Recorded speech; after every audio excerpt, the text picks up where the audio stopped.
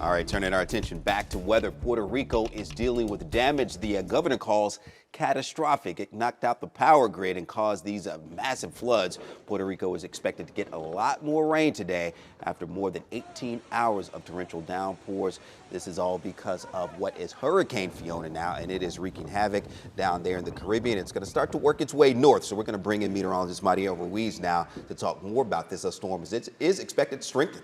Unfortunately, and the good part of that is that when it strengthens, it's going to be over open water, no land impacted. But Fiona did make landfall in the southwestern part of Puerto Rico, and unfortunately, this puts the island on the worst side of the storm when it comes to rain. It made landfall yesterday with max sustained winds of 85 miles per hour, meaning it was a Category 1 when it made landfall, but it doesn't take more than a Category 1 to make widespread damage. Over 25 inches of rain have been reported in some parts of Puerto Rico as this monster of a storm continues to bring in some heavy rains.